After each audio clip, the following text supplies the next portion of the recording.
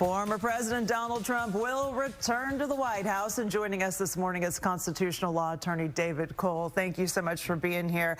Trump won with promises to improve the economy, block the flow of migrants, immigrants at the border. What else can we expect from this administration now as you're taking a look at the numbers and taking a look at, the House and the Senate? Well, we have a lot of checks and balances in this country. We have different branches of government that check one another. We are entering a pretty remarkable time here where the Republican Party is probably in control of all three branches of government.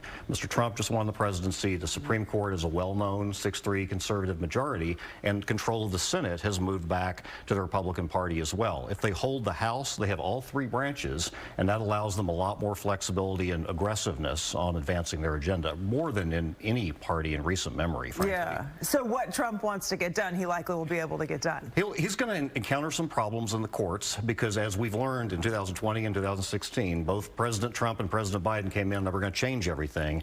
It's hard to move our federal government. I mean, there's a lot of rules about administrative agencies and how they have to act. But when you've got the wheels greased like this, it just goes a lot easier. Yeah. Trump's going to be the first U.S. president to have a felony conviction. You mentioned the courts. Sentencing scheduled for later this month. There's the Georgia racketeering case.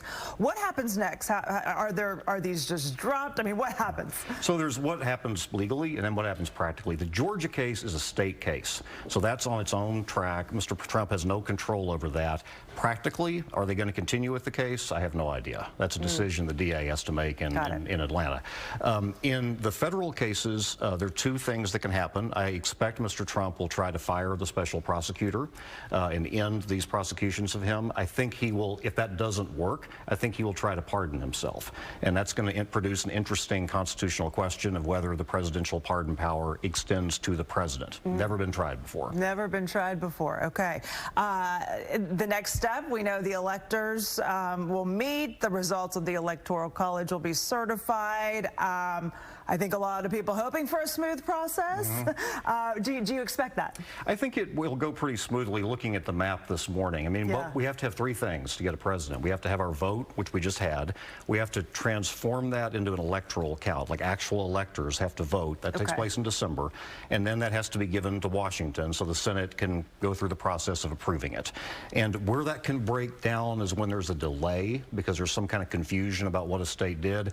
Here, it looks like Mr. Trump's majority is going to be pretty commanding, and it's not going to be just one or two states that hold things up. If it's 6 or 7 states, you can challenge it all day long. It just doesn't make any difference. So I think that's going to tend to make the process go fairly smoothly. And as soon as he is president again, about how long does it take do we start to see big changes? I mean, because he's claimed a lot, like on day one, this is what's going to happen. Yeah, so is every president for the last 200 and something years. So he takes office January 20th. That's the day at noon is when the new term begins, and he has the authority then to start signing executive orders, which have whatever authority they have. It depends on the area of law.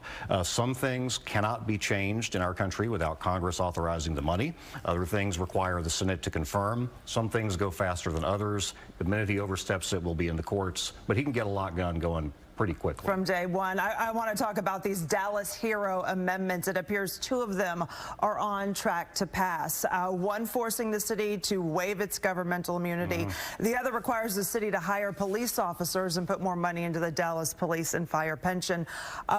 We saw every mayor and former mayor from Dallas come out saying this is a bad idea. This is going to really hurt the city. What does this mean for the future of the city now? Well, it's a real triumph for sort of citizen-based democracy here. I mean, this was, you said that the establishment didn't want this, and they had their arguments that they believed in very strongly, but a majority of people rejected them because they were concerned about safety. The one about police hiring is going to be very difficult to implement practically. They've been trying to hire police, and people are not lining up. And so you could have a situation 6 months, a year, where they've tried, and the people just aren't there. And that's going to be an interesting question. You can't make people show up at work if they don't want to, and it's going to have to go to the courts to figure out how much compliance the city is going to have to do if they're not able to get the people. And I assume there'll be a lot more lawsuits for the city to deal with. Probably see some waiver immunity. I mean, the waiver of immunity is on a pretty niche issue, but it's still, once you open the doors, people are going to use the doors. That's how that works.